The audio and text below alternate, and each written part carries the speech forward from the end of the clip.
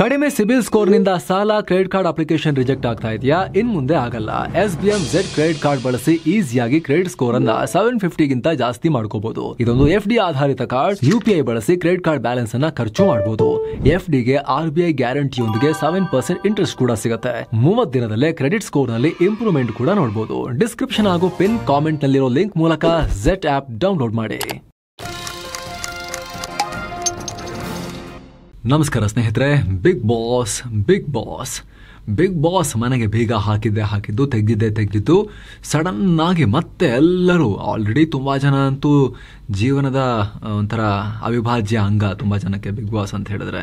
ಅಲ್ಲಿ ಏನಾಗುತ್ತೆ, ಏನು ಮಾತಾಡ್ತಾರೆ, ಯಾರು ಜಗಳ ಆಡ್ಕೊಳ್ತಾರೆ, ಯಾರು ಮುದ್ದು ಮಾಡ್ತಾರೆ, ಯಾರು ಕಣ್ಣೀರು ಹಾಕ್ತಾರೆ, ಆರೋಪಗಳನ್ನು ಯಾರು ಮಾಡ್ಕೊಳ್ತಾರೆ, ಯಾರು ನಾಮಿನೇಟ್ ಮಾಡ್ತಾರೆ, ಯಾವ ರೀತಿ ಗಾಸಿಪಿಂಗ್ ನಡೆಯುತ್ತೆ, ಯಾವ ರೀತಿ ಫ್ಲರ್ಟಿಂಗ್ ನಡೆಯುತ್ತೆ, ಇದೆಲ್ಲವನ್ನ ನೋಡೋದನ್ನ ಜೀವನದ ಭಾಗ ಮಾಡಿಕೊಂಡು ಧನ್ಯವಾಗಿರೋ ದೊಡ್ಡ ಪ್ರಮಾಣದ ಪಾಪ್ಯುಲೇಷನ್ ಇದೆ. ಅದರ ನಡುವೆ ಈ ರೀತಿ ಕಾಂಟ್ರವರ್ಸಿ, ಹುಲಿ ಉಗುರು, ನಾಯಿ ಉಗುರು, ಬೆಕ್ಕಿನ ಉಗುರು, ಆಮೇಲೆ ಏನು ಗಲೀಜು ಮಾಡ್ತಿದ್ದಾರೆ ಅಂತ ಬಾಗಿಲು ಹಾಕೋದು, ಮತ್ತೆ ತೆಗೆಯೋದು, ಡೆಡ್ಲೈನ್ ಕೊಡೋದು, ಇದೆಲ್ಲ ಆದಾಗಂತೂ ದೊಡ್ಡ ಪ್ರಮಾಣದಲ್ಲಿ ಅಟೆನ್ಷನ್ ಆ ಕಡೆ ಹೋಗುತ್ತೆ.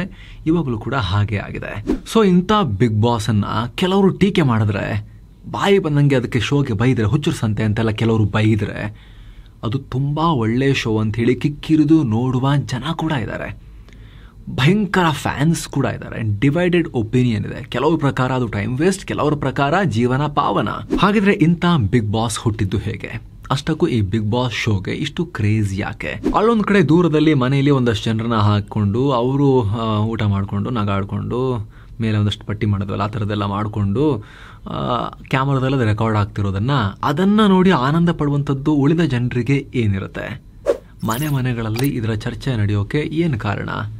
ಸೋಷಿಯಲ್ ಮೀಡಿಯಾ ಅಳೋದು ಯಾಕೆ, ನಗೋದು ಯಾಕೆ? ಇದಕ್ಕೆ ಬನ್ನಿ ಈ ಬಿಗ್ ಬಾಸ್ ಅನ್ನೋ ಮಾಯಾವಿ ರಿಯಾಲಿಟಿ ಶೋ ಬಗ್ಗೆ ಡೀಟೇಲ್ ಆಗಿ ಅರ್ಥ ಮಾಡಿಕೊಳ್ಳೋ ಪ್ರಯತ್ನವನ್ನ ನಾವು ಮಾಡೋಣ ಸ್ನೇಹಿತರೆ. ಅದಕ್ಕೂ ಮುನ್ನ ಸ್ನೇಹಿತರೆ, ಒಂದು ಸಣ್ಣ ಮನವಿ. ಸಬ್ಸ್ಕ್ರೈಬ್ ಮಾಡದೇ ಇರೋ ವೀಕ್ಷಕರಿಗೆ ದಯವಿಟ್ಟು ವಿಡಿಯೋ ಕೆಳಗಿರೋ ಸಬ್ಸ್ಕ್ರೈಬ್ ಬಟನ್ ಮೇಲೆ ಕ್ಲಿಕ್ ಮಾಡಿ, ಪಕ್ಕದ ಬೆಲ್ ಐಕಾನ್ ಮೇಲೆ ಕ್ಲಿಕ್ ಮಾಡೋ ಮೂಲಕ ನಿಮ್ಮ ಆ ಸಣ್ಣ ಬೆಂಬಲವನ್ನು ನಮಗೆ ನೀಡಿ ಅನ್ನೋ ಮನವಿಯೊಂದಿಗೆ ಆರಂಭ ಮಾಡೋಣ. Big brother to big boss, ಭ್ರಮೆಯನ್ನ ಮೀರಿಸಿದ ರಿಯಾಲಿಟಿ ಶೋ. ಈ ಬಿಗ್ ಬಾಸ್ ನ ಕ್ರೇಜ್ ಬಗ್ಗೆ ಅರ್ಥ ಮಾಡ್ಕೋಬೇಕು ಅಂದ್ರೆ ನಾವು ಬಿಗ್ ಬಾಸ್ ಹೇಗೆ ಹುಟ್ಟಿತು ಅನ್ನೋದನ್ನ ಅರ್ಥ ಮಾಡ್ಕೋಬೇಕು. ಹಾಗೆ ನೋಡಿದ್ರೆ ಇದು ಭಾರತದಲ್ಲಿ ಹುಟ್ಟಿದ್ದಲ್ಲ. ಇಂಗ್ಲಿಷ್ ನ ಖ್ಯಾತ ಲೇಖಕ ಜಾರ್ಜ್ ಆರ್ವೆಲ್ ಅವ್ರನ್ನ ಬಿಗ್ ಬಾಸ್ ನ ಪಿತೃ ಅಂತ ಕರೀತಾರೆ. ಇವರು 1984 1984 ಅನ್ನೋ ಕಾದಂಬರಿಯೊಂದನ್ನ ಬರೆದಿದ್ರು. ಅದರಲ್ಲಿ ಬಿಗ್ ಬ್ರದರ್ ಅನ್ನೋ ಒಂದು ಇಂಟ್ರೆಸ್ಟಿಂಗ್ ಪಾತ್ರವನ್ನ ಪರಿಚಯಿಸಿದ್ರು. ಅದನ್ನೇ ಸ್ಫೂರ್ತಿಯಾಗಿ ಇಟ್ಕೊಂಡು ಬಿಗ್ ಬ್ರದರ್ ಅನ್ನೋ ಕಾರ್ಯಕ್ರಮ ಮೊದಲು ನೆದರ್ಲ್ಯಾಂಡ್ ನಲ್ಲಿ ಶುರುವಾಯಿತು. 1999ರಲ್ಲಿ ನೆದರ್ಲ್ಯಾಂಡ್ ನಲ್ಲಿ ಜಾನ್ ಡಿ ಮೋಲ್ ಅನ್ನೋರು ಈ ಕಾರ್ಯಕ್ರಮವನ್ನ ನಡೆಸಿದ್ರು. ಶೋಗೆ ಸಿಕ್ಕಾಪಟ್ಟೆ ಪ್ರತಿಕ್ರಿಯೆ ಸಿಕ್ತು. ಓ, ಚೆನ್ನಾಗಿದೆಯಲ್ಲ ಮಾರಾರೆ ಅಂತ ಹೇಳಿ, ವಿಚಿತ್ರವಾಗಿದೆ, ಒಂಥರ ಮಜಾ ಇದೆ ರೀ ಅಂತ ಹೇಳಿ. ಅದು ಅಮೆರಿಕಾಗೆ ಬಂತು. ಆಮೇಲೆ ಅಮೆರಿಕಾಗೆ ಅದು ಹುಚ್ಚಪ್ಸಿದ ಮೇಲೆ ಜಗತ್ತಿಗೆ ಹತ್ತದೇ ಇರುತ್ತಾ ಈ ಕಾನ್ಸೆಪ್ಟ್? ಬೇರೆ ಬೇರೆ ರಾಷ್ಟ್ರಗಳಲ್ಲಿ ಬೇರೆ ಬೇರೆ ತರ ಪರಿಚಯ ಆಗ್ಲಿಕ್ಕೆ ಶುರುವಾಯಿತು. ಕಾನ್ಸೆಪ್ಟ್ ಸೇಮ್, ಹೆಸರು ಬೇರೆ ಬೇರೆ. ಭಾರತಕ್ಕೂ ಬಂತು. ಮೊದಲ ಬಾರಿಗೆ 2006ರಲ್ಲಿ ಹಿಂದಿ ಭಾಷೆಯಲ್ಲಿ ಶುರುವಾಯಿತು. ಆದರೆ ಬಿಗ್ ಬ್ರದರ್ ಬದಲಿಗೆ ಯಾಕೆ ಸಹೋದರ ಅಥವಾ ಅಣ್ಣ ತಮ್ಮ ಮಾಡಿಬಿಡೋದು ಅಂತ ಹೇಳಿ ಬಿಗ್ ಬಾಸ್ ಅಂತ ಮಾಡೋಣ ಅಂತ ಹೇಳಿ ಇದನ್ನ ಚೇಂಜ್ ಮಾಡಿದ್ರು. ವಿಪರೀತ ವೇಗದಲ್ಲಿ ಜಗತ್ತಿನಾದ್ಯಂತ ಹೇಗೆ ಜನಪ್ರಿಯತೆ ಪಡೀತೋ ಇಲ್ಲೂ ಜನಪ್ರಿಯತೆ ಪಡೆಯುತ್ತೆ.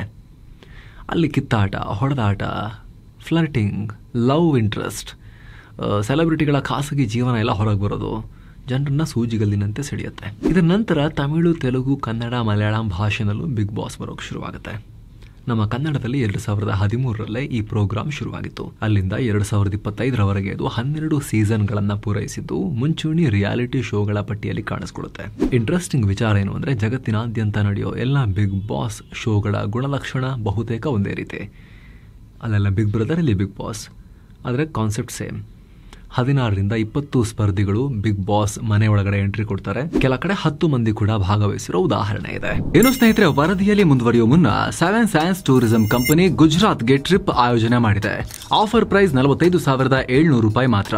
ಅಹಮದಾಬಾದ್, ದ್ವಾರಕಾ, ಬೆಟ್ ದ್ವಾರಕಾ, ನಾಗೇಶ್ವರ, ಸೋಮನಾಥ ಜ್ಯೋತಿರ್ಲಿಂಗ, ನಿಷ್ಕಳಂಕ ಮಹಾದೇವ, ಗಿರ್ ನ್ಯಾಷನಲ್ ಪಾರ್ಕ್, ವಡೋದರ, ವಿಶ್ವದ ಅತಿ ಎತ್ತರದ ಸ್ಟ್ಯಾಚ್ಯೂ ಸರ್ದಾರ್ ವಲ್ಲಭಾಯ್ ಪಟೇಲ್ ಅವರ ಮೂರ್ತಿ, ಸ್ಟ್ಯಾಚ್ಯೂ ಆಫ್ ಯೂನಿಟಿ, ಇದೆಲ್ಲ ಸೇರಿ 6 ನೈಟ್ 7 ಡೇಸ್ ಟ್ರಿಪ್ ಇದು. ಈ ಪ್ಯಾಕೇಜ್ ಅಲ್ಲಿ ಫ್ಲೈಟ್ ಟಿಕೆಟ್ಸ್, 3 ಸ್ಟಾರ್ ಹೋಟೆಲ್ ನಲ್ಲಿ ಸ್ಟೇ, ಆಲ್ ಮೀಲ್ಸ್, ದೇವರ ದರ್ಶನ, AC ಟ್ರಾನ್ಸ್ಪೋರ್ಟ್ ವ್ಯವಸ್ಥೆ, ಬೋಟಿಂಗ್ ಮತ್ತು auto charges, 24/7 tour manager assistance ಹಾಗೂ ಹಿರಿಯ ನಾಗರಿಕರಿಗೆ ವಿಶೇಷ ಕೇರ್ ಕೂಡ ಇರುತ್ತೆ. ಹೊರಡೋ ದಿನ 25 ನವೆಂಬರ್ 2025. ಕೆಲವೇ ಸೀಟುಗಳು ಲಭ್ಯ. ಆಸಕ್ತರು ಈ ನಂಬರ್ಗೆ ಕಾಲ್ ಮಾಡಿ ನಿಮ್ಮ ಸೀಟನ್ನ ಕೂಡ ಬುಕ್ ಮಾಡಿ. ಬನ್ನಿ ಈಗ ವರದಿಯಲ್ಲಿ ಮುಂದುವರಿಯೋಣ. ಜನ ಹುಚ್ಚೆದ್ದು ನೋಡೋದು ಯಾಕೆ? ಈಗ ಮೇನ್ ವಿಚಾರ, ಬಿಗ್ ಬಾಸ್ ಅನ್ನೋದು ನಮ್ಮ ಕನ್ನಡದಲ್ಲಿ ಮಾತ್ರ ಅಲ್ಲ, ಎಲ್ಲ ಕಡೆ ಪಾಪ್ಯುಲರ್. ಅಭಿವೃದ್ಧಿಶೀಲ ರಾಷ್ಟ್ರ, ಅಭಿವೃದ್ಧಿ ಹೊಂದಿರೋ ರಾಷ್ಟ್ರ, ಎಲ್ಲ ಕಡೆ ಪಾಪ್ಯುಲರ್. ಅದಕ್ಕೇನು ಕಾರಣ? ನಾನಾ ಕಾರಣ ಇದೆ. ಮೊದಲನೇದು ಈ ಕಾರ್ಯಕ್ರಮದ ಸ್ವರೂಪ ಮತ್ತು ಜನರ ಬಿಹೇವಿಯರ್ ಅಥವಾ ಸೈಕಾಲಜಿ. ಮನುಷ್ಯರ ವರ್ತನೆ, ಅವರ ಜೀವನ ಮತ್ತು ಭಾವನೆಗಳು ಇಲ್ಲಿ ಹೈಲೈಟ್ ಆಗ್ತವೆ. ಅದು ಹೊರಗಿರೋ ಇತರ ಮನುಷ್ಯರಿಗೆ ಹತ್ತಿರ ಆಗುತ್ತೆ. ಓ ನಮ್ಮ ಥರನೇ, ಓ ಇವ್ರ ಥರನೇ, ಈ ರೀತಿ. ಹಾಡು, ಡ್ಯಾನ್ಸ್ ಇನ್ನಿತರ ಯಾವುದೇ ಶೋಗಳಿಗಿಂತ ಬಿಗ್ ಬಾಸ್ಗೆ ಹೆಚ್ಚು ಫ್ಯಾನ್ಸ್ ಇದ್ದಾರೆ. ಸೋಷಿಯಲ್ ಕ್ಯೂರಿಯಾಸಿಟಿ ಇರುತ್ತೆ. ಜನರು ಇನ್ನೊಬ್ಬರೊಂದಿಗೆ ಹೇಗೆ ವರ್ತಿಸ್ತಾರೆ, ಹೇಗೆ ಮಾತನಾಡ್ತಾರೆ, ಹೇಗೆ ಪ್ರತಿಕ್ರಿಯಿಸ್ತಾರೆ ಅಂತ ನೋಡೋಕೆ ಜನ ಕುತೂಹಲದಿಂದ ಕಾಯ್ತಾರೆ. ಇದು ಹ್ಯೂಮನ್ ಇಂಟ್ರೆಸ್ಟ್, ಮಾನವ ಪ್ರವೃತ್ತಿ. ಅಲ್ಲದೆ ಅಲ್ಲಿ ನಡೆಯೋ ಕೆಲ ಸಂಗತಿಗಳು ಭಾವನೆಗಳನ್ನು ಕೂಡ ಕೆರಳಿಸ್ತವೆ. ಟಿವಿಯಲ್ಲಿ ಜಗಳ ಆಡಿದ್ರೆ ನಮ್ಮ ಭಾವನೆ ಕೆರಳುತ್ತೆ. ಹಾಗೆ ಸಂತೋಷ ಅಥವಾ ನೋವಾದಾಗ ನಮ್ಮ ಮೆದುಳಿನ ಮಿರರ್ ನ್ಯೂರಾನ್ಸ್ ಆಕ್ಟಿವ್ ಆಗ್ತವೆ. ಅದೇ ಭಾವನೆಯನ್ನು ನಾವು ಅನುಭವಿಸ್ತೀವಿ. ಇದರಿಂದ ಆ ಶೋ ಮನುಷ್ಯನಿಗೆ ಇನ್ನಷ್ಟು ಹತ್ತಿರ ಆಗುತ್ತೆ, ಇನ್ವಾಲ್ವ್ಮೆಂಟ್ ಬರುತ್ತೆ. ಹಾಗೆ ಇನ್ನೊಬ್ಬರ ಡ್ರಾಮಾ ನೋಡಿದಾಗ ನಮ್ಮ ಸ್ಟ್ರೆಸ್ ಹೋಗಿ ರಿಲ್ಯಾಕ್ಸ್ ಫೀಲ್ ಬರುತ್ತೆ. ಕಾಮಿಡಿ ಕೂಡ ಇರುತ್ತೆ, ನವರಸಗಳು ಇರ್ತಾವಲ್ಲ ಇದರಲ್ಲಿ. ಹಾಗೆ ಇನ್ನು ಕೆಲವರಿಗೆ ಹೀರೋ ವರ್ಷಿಪ್ ಪ್ರಚೋದನೆ ಕೊಡುತ್ತೆ. ಅಂದರೆ ಕೆಲವರ ರೋಲ್ ಮಾಡೆಲ್ ಅಲ್ಲಿಗೆ ಬಂದಿರ್ತಾರೆ. ಇನ್ನು ಕೆಲವು ಕಡೆ ಅಲ್ಲಿಗೆ ಬಂದಿರೋರೇ ರೋಲ್ ಮಾಡೆಲ್ಗಳು ಕೂಡ ಆಗ್ತಾರೆ. ಆಗ ಗುರು ಇವನು ಗೆಲ್ಲಬೇಕು, ಇವರು ಈ ಮೇಡಮ್ ಗೆಲ್ಲಬೇಕು, ಇವಳು ಗೆಲ್ಲಬೇಕು, ಇವಳು ಚೆನ್ನಾಗಿದ್ದಾಳೆ, ಇವನು ಗೆಲ್ಲಬೇಕು, ಇವನು ಚೆನ್ನಾಗಿದ್ದಾನೆ, ಇಂಥ ಒಳ್ಳೆ ಗುಣ, ಇವು ಬಂಗಾರದಂಥ ಮನುಷ್ಯ, ಚಿನ್ನದಂಥ ಮನುಷ್ಯ, ಇವನು ಗೆಲ್ಲಬೇಕು, ಇವರು ಗೆಲ್ಲಬೇಕು, ಅವ್ರು ಸೋಲ್ಬೇಕು, ಕೆಟ್ಟವರು, ಅವ್ರು ಯಾವ ಕಾರಣಕ್ಕೂ ಗೆಲ್ಲಲ್ಲ, ಸೋಲಿಸಿ. ಇದೆಲ್ಲ ಶುರುವಾಗುತ್ತೆ, ಜನರ ನಡುವೆನೇ ಶುರುವಾಗುತ್ತೆ. ಕೆಲವೊಂದು ಸಲ ದೊಡ್ಡ ಸೆಲೆಬ್ರಿಟಿಗಳು, ಸಣ್ಣ ಪುಟ್ಟ ಸೆಲೆಬ್ರಿಟಿಗಳು, ಎಲ್ಲ ಥರದವರು ಇದರಲ್ಲಿ ಇರ್ತಾರಲ್ವಾ. ಅವರು ಒಂದು ಡೈಮೆನ್ಷನ್ನಲ್ಲಿ ಕಾಣಿಸ್ಕೊಳ್ತಾ ಇರ್ತಾರೆ ಸ್ಕ್ರೀನ್ ಮೇಲೆ. ಅವರ ರಿಯಲ್ ಲೈಫ್ ಹೇಗಿರುತ್ತೆ, ರಿಯಲ್ ಸೋಷಿಯಲ್ ಲೈಫ್ನಲ್ಲಿ ಅವ್ರು ಹೇಗಿರ್ತಾರೆ, ಅವರ ಪರ್ಸ್ನಲ್ ಲೈಫ್, ಅವರ ಇಂಟ್ರೆಸ್ಟ್ ಏನು ತಿಂತಾರೆ, ಅವರ ವ್ಯವಹಾರಗಳೇನು, ಇದೆಲ್ಲವೂ ಕೂಡ ತಿಳ್ಕೊಳ್ಳೋ ಕುತೂಹಲ ಕೂಡ ಜನಕ್ಕಿರುತ್ತೆ. ಪರ್ಸ್ನಲ್ ಲೈಫ್ನಲ್ಲಿ ಬಹಳ ಆಸಕ್ತಿ ಇರುತ್ತೆ ಯಾವಾಗಲೂ ಕೂಡ. ಹಾಗೆ ಡಿಸ್ಕಷನ್ ಕಲ್ಚರ್ನಿಂದಲೂ ಬಿಗ್ ಬಾಸ್ ನೋಡ್ತಾರೆ. ನಿನ್ನೆ ಏನಾಯಿತು, ಮುಂದೇನಾಗಬಹುದು ಅನ್ನೋ ಚರ್ಚೆ ಮನೆಯಲ್ಲಿ, ಸೋಷಿಯಲ್ ಮೀಡಿಯಾದಲ್ಲಿ ಆಗ್ತಾನೆ ಇರುತ್ತೆ. ಹೀಗಾಗಿ ನಾವು ತಿಳ್ಕೊಳ್ಳೋಣ ಅಂತ ಜನ ನೋಡ್ತಾರೆ. ಇನ್ನು ಇದರಲ್ಲಿ ತಾಂತ್ರಿಕ ವರ್ಗ ಕೂಡ ಪ್ರಮುಖ ಪಾತ್ರ ನಿಭಾಯಿಸುತ್ತೆ. ಈ ಶೋನ ನರೇಷನ್, ವಾರಕ್ಕೊಮ್ಮೆ ಇರೋ ಚರ್ಚೆ, ಅಲ್ಲಿ ಬರೋ ನಿರೂಪಕರು ಬಿಗ್ ಬಾಸನ್ನು ಜನರತ್ತ ಹೆಚ್ಚು ಆಕರ್ಷಣೆ ಮಾಡ್ತಾರೆ. ಅದರಲ್ಲೂ ಕನ್ನಡದಲ್ಲಿ ಕಿಚ್ಚ ಸುದೀಪ ಅವರು, ಹಿಂದಿಯಲ್ಲಿ ಸಲ್ಮಾನ್ ಖಾನ್ ಇರೋ ಕಾರಣಕ್ಕೆ ಎಷ್ಟೋ ಜನ ಬಿಗ್ ಬಾಸ್ ನೋಡ್ತಾರೆ. ಸುದೀಪ್ ಅವರು ಮಾಡೋದೇ ಇಲ್ಲ, ಮುಗೀತು, ಬಿಗ್ ಬಾಸ್ ಇನ್ನು ಮಾಡಲ್ಲ ಅಂತ ಹೇಳಿದರು. ಬಟ್ ಈ ಸಲ ಬಂದಿದ್ದಾರೆ. ಮತ್ತೆ ಅದು ದೊಡ್ಡ ಚರ್ಚೆ ಶುರುವಾಗಿತ್ತು. ಸುದೀಪ್ ಅವ್ರು ಮಾಡಲ್ಲ ಅಂದ್ರೆ ಇನ್ಯಾರು ಮಾಡ್ತಾರೆ, ಯಾರಿದ್ದಾರೆ ಮಾಡೋಕ್ಕೆ, ಬಾಕ್ಸ್ ಆಫೀಸ್ ಸುಲ್ತಾನ್ರು ಏನಾದ್ರು ಹೋಗ್ತಾರಾ ಅನ್ನೋ ಥರದಲ್ಲೆಲ್ಲ ಇತ್ತು. ಈಗ ನೋಡಿದ್ರೆ ಬಾದ್ಶಾ ಸುದೀಪ್ ಅವರೇ ಬಂದಿದ್ದಾರೆ. ಇನ್ನು ಈ ಶೋ ಹ್ಯಾಬಿಟ್ ಆಗೋ ಥರ ಟ್ರಿಗರ್ ಮಾಡೋಕ್ಕೆ ಸೌಂಡ್, ಮ್ಯೂಸಿಕ್, ನರೇಷನ್ ಎಲ್ಲ ಇರುತ್ತೆ. ಪ್ರತಿಯೊಂದು ಎಪಿಸೋಡ್ನಲ್ಲಿ ಸಸ್ಪೆನ್ಸ್ ಇರೋ ರೀತಿ ನೋಡ್ಕೊಳ್ತಾರೆ. ಎಂಡಿಂಗ್ನಲ್ಲಿ ಸಸ್ಪೆನ್ಸ್ ಇರಲೇಬೇಕು, ಇದರಿಂದ ನೆಕ್ಸ್ಟ್ ಎಪಿಸೋಡ್ ನೋಡಲೇಬೇಕು ಅಂತ ಅನಿಸುತ್ತೆ. ಹಾಗೆ ಕಾಂಟ್ರವರ್ಸಿ, ವಿವಾದಕ್ಕೂ ಈ ಶೋಗೂ ಬಿಟ್ಟಿರಲಾರದಂತ ನಂಟಿದೆ. ಇನ್ಫ್ಯಾಕ್ಟ್ ಈ ಶೋ ಕಡೆ ಹೆಚ್ಚು ಗಮನ ಕೊಡೋಕೆ ಇದು ಕೂಡ ಕಾರಣ. ಹಾಗೆ ನೋಡಿದ್ರೆ ಶೋ ಹುಟ್ಟಿದ ಒಂದೇ ವರ್ಷಕ್ಕೆ ಇದಕ್ಕೆ ಕಾನೂನಿನ ಸಮಸ್ಯೆ ಅಂಟಿಕೊಂಡಿತ್ತು. ಬಿಗ್ ಬ್ರದರ್ಗೂ ಮೊದಲು ಕಾಸ್ಟ್ವೇ ಅನ್ನೋ ಕಂಪನಿಯೊಂದು ಸರ್ವೈವ್ ಅನ್ನೋ ರಿಯಾಲಿಟಿ ಶೋವನ್ನು ಪ್ರಸಾರ ಮಾಡ್ತಾ ಇತ್ತು.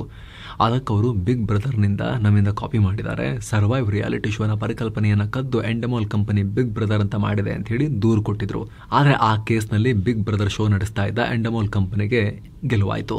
ಅದಾದಮೇಲೆ ಲೆಕ್ಕವಿಲ್ಲದಷ್ಟು ವಿವಾದ ಆಗಿದೆ. ಬಿಗ್ ಬಾಸ್ ಮನೆಯಲ್ಲಿ ಸ್ಪರ್ಧೆಯಾಗ್ತಿರೋ ಟೈಮ್ನಲ್ಲಿ ಎಷ್ಟು ವಿವಾದ ಉಂಟಾಗಿದೆ ಭಾರತದ ಬಿಡಿ ನಿಮಗೆ ಗೊತ್ತೇ ಇರುತ್ತೆ. ದಕ್ಷಿಣ ಆಫ್ರಿಕಾದಲ್ಲಿ ಬಿಗ್ ಬಾಸ್ ಶೋನಲ್ಲಿ ಮಹಿಳೆಯ ಒಪ್ಪಿಗೆ ಇಲ್ಲದೆ ಆಕೆಯ ಮೇಲೆ ಲೈಂಗಿಕ ಕ್ರಿಯೆ ನಡೆಸಿ, ಅಂದರೆ ಅತ್ಯಾಚಾರ ಮಾಡಿದ್ದ ಒಬ್ಬ ಸ್ಪರ್ಧಿಯನ್ನು ಅರೆಸ್ಟ್ ಮಾಡಲಾಗಿತ್ತು. ಬ್ರೆಜಿಲ್ ಬಿಗ್ ಬಾಸ್ ಶೋನಲ್ಲಿ ಒಬ್ಬ ಸ್ಪರ್ಧಿಯಂತೂ ಅತ್ಯಾಚಾರಕ್ಕೆ ಪ್ರಯತ್ನನೇ ಪಟ್ಟಿದ್ದ. ಇದನ್ನು ಜನ ಕೂಡ ನೋಡೋ ರೀತಿಯಾಗಿತ್ತು. ಕೂಡಲೇ ಪೊಲೀಸರು ಬಿಗ್ ಬಾಸ್ ಮನೆ ಒಳಗೆ ಬಂದು ಆತನನ್ನು ಅರೆಸ್ಟ್ ಮಾಡ್ಕೊಂಡು ಹೋಗಿದ್ರು. ಇನ್ನು ಕನ್ನಡ ಬಿಗ್ ಬಾಸ್ನಲ್ಲಿ ಏನಾಗ್ತಿದೆ ಎಲ್ಲ ನಿಮಗೆ ಗೊತ್ತು. ಹೊಡೆದಾಟ, ಕಿರುಚಾಟ, ಬೈದಾಟ ಹೀಗೆ ಎಲ್ಲ ಇರುತ್ತೆ. ಕೆಲವರ ನಡುವೆ ಪ್ರೀತಿ ಹುಡ್ಕೊಳ್ಳುತ್ತೆ, ಕೆಲವರ ಪ್ರೀತಿ ಸತ್ತು ಹೋಗುತ್ತೆ, ಕೆಲವ್ರದ್ದು ಮದುವೆ ಆಗುತ್ತೆ, ಕೆಲವರ ಮದುವೆ ಮುರಿದು ಹೋಗುತ್ತೆ, ಇದೆಲ್ಲ ಆಗುತ್ತೆ. ಮಧ್ಯೆ ಮಧ್ಯೆ ಸರ್ಕಾರಿ ರೂಲ್ಸ್ ಬರುತ್ತೆ, ಗಾಸಿಪ್ಗಳು ಹರಿದಾಡ್ತವೆ. ಎಲ್ಲ ಬಿಟ್ಟು ಸತ್ತು ಹೋಗಿರೋ ಪ್ರಾಣಿಗಳ ಉಗುರಿನಂತಹ ವಿಚಾರಗಳು ಕೂಡ ಮೇನ್ ಅಟ್ರಾಕ್ಷನ್ ಆಗ್ತವೆ. ಒಟ್ಟಾರೆ ಒಂದಲ್ಲ ಒಂದು ವಿಚಾರಕ್ಕೆ ವಿವಾದ ಇದ್ದೇ ಇರುತ್ತೆ. ಇದು ಜನರನ್ನ ಬಹುಬೇಗ ಅಟ್ರಾಕ್ಟ್ ಮಾಡುತ್ತೆ. ವಿಚಿತ್ರ ಜೀವನಾಭ್ಯಾಸ. ಬಿಗ್ ಬಾಸ್ ನೋಡೋಕೆ ದೊಡ್ಡ ಕಾರಣದಲ್ಲಿ ಅಲ್ಲಿನ ಜೀವನ ಶೈಲಿ ಕೂಡ ಕಾರಣ. ಅಲ್ಲಿ ವಿವಾದಾಸ್ಪದ ವ್ಯಕ್ತಿಗಳು ಬರ್ತಾರೆ, ಬೇರೆ ಬೇರೆ ಥರದ ಫೇಸಸ್ ಇರ್ತವೆ, ಸಾಧಕರು, ಟೀಕಾಕಾರರು ಎಲ್ಲರೂ ಇರ್ತಾರೆ. ಆದರೆ ಇವರೆಲ್ಲರಿಗಿಂತ ಹೆಚ್ಚಾಗಿ ಆ ಶೋನಲ್ಲೂ ಕೆಲ ರೂಲ್ಸ್ ಇರುತ್ತೆ. ಮನೆ, ಕುಟುಂಬ, ಪರಿಸರ ಎಲ್ಲ ಬಿಟ್ಟಿರಬೇಕಾಗತ್ತೆ.